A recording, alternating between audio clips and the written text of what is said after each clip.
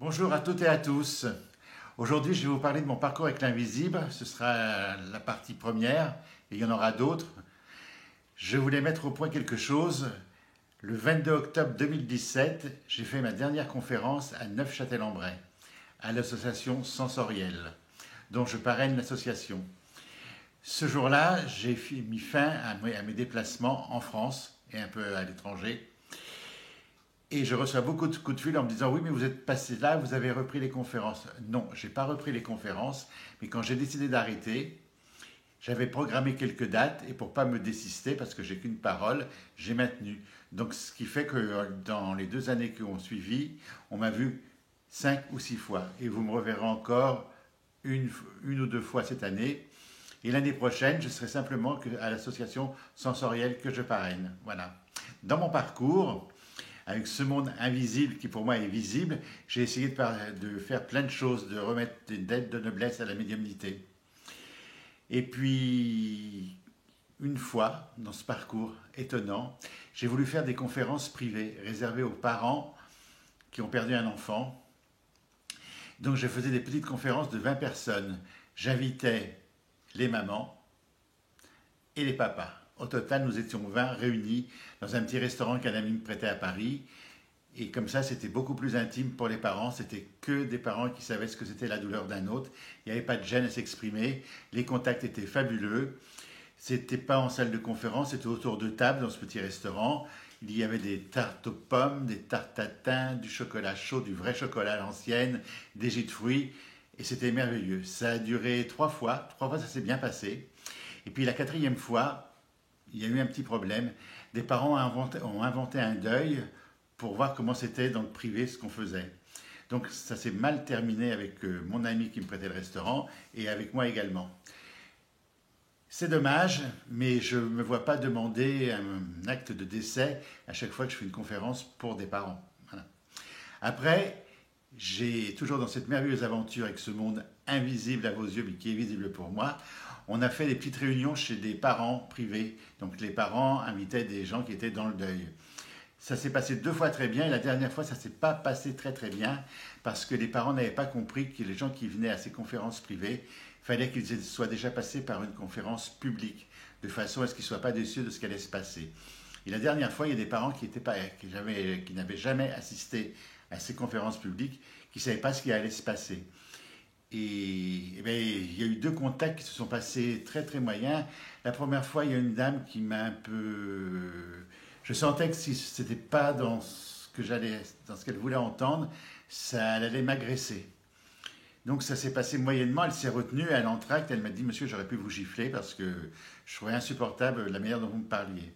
Donc je lui ai expliqué que c'est son fils qui parlait sur ce ton et tout. Et elle me dit: ah oui, il parlait comme ça. Mais elle me dit: ça ne me prouve rien du tout. Je lui ai dit: madame, votre fils, il a retrouvé la voix. Et quand il est parti, il était muet. Bon, il avait eu un problème à la gorge, il n'avait plus de corde vocale et tout.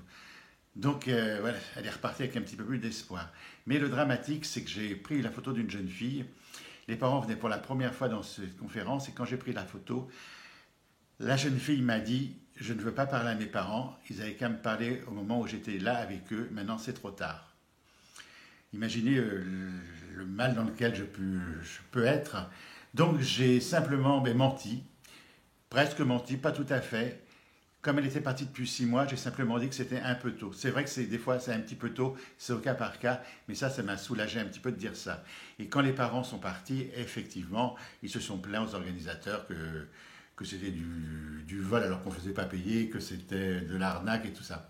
Voilà, donc les conférences privées, je vais les reprendre différemment. Je ne sais pas comment je vais m'organiser, mais je continuerai à faire des séances privées à 2 dans mon bureau, à 2 ou 3, et puis des petites conférences avec des gens, un petit groupe. Voilà.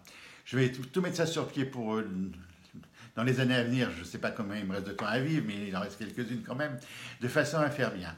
Et puis aussi, je voulais vous parler des jeunes médiums qui arrivent sur le marché, qui sont bien, et puis qu'ils n'osent pas franchir le pas d'aller en salle publique pour se faire connaître, parce qu'avec tout ce qu'on lit sur Internet, c'est un peu la cour des miracles. Alors quelquefois, ils ont quand même très très peur de se lancer.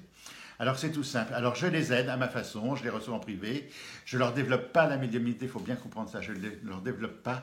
J'aide simplement à les mettre en confiance avec eux, avec ce qu'ils reçoivent. Ouais. Et puis de temps en temps, j'en amène un à côté de moi dans la salle. Mais des fois, c'est merveilleux. Puis en plus, les jeunes, ils ont un autre regard sur notre domaine. C'est fini l'étape tournante, c'est fini les grands spirites qui imposent leurs lois et tout. Donc ils y vont avec leur cœur, leur âme. En gros, voilà ce qui est prévu pour moi. Donc, on me reverra sur les routes une ou deux fois l'année prochaine. Je pense que je ferai une conférence à Paris parce que Christine André m'a invité en guest star. Hein, voilà, elle m'a invité. Donc, j'irai peut-être à Paris l'année prochaine. Chez Chansoriel, à nouveau, ça régulièrement une fois par an. Et puis le reste, eh ben, vous allez trouver des associations en France. Il y a plein d'associations qui sont sérieuses, hein, qui reçoivent des médiums. Par contre, il ne faut pas que ce soit le concours du médium pour comparer les médiums, parce que dans ce cas, ça devient un peu inutile et c'est un peu gâcher les lettres de noblesse de cette merveilleuse faculté.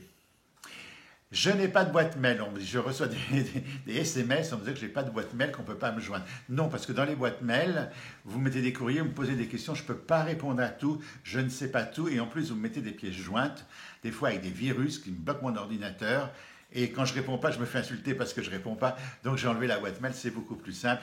Mais les petits malins m'envoient des SMS auxquels de temps en temps je réponds, mais je ne réponds pas à tout parce que mon téléphone est vite saturé. Pour ceux qui partent en vacances, je leur souhaite un bel été. Quant à moi, je reste là parce que je vais commencer un livre. J'avais donné le titre il y a quelques mois, c'était Les voisins du dessus ne sont pas morts. Apparemment, avec les éditeurs, ça coince. Donc, on le mettra en sous-titre. Mais voilà, et comme je ne suis pas un affolé de la phalange et du stylo et tout ça, ça va prendre un petit peu de temps. Voilà ce que je vais faire. Et puis, je vais me reposer. Voilà. Je vous dis à très bientôt pour la suite de mon aventure avec le monde invisible. Merci à vous.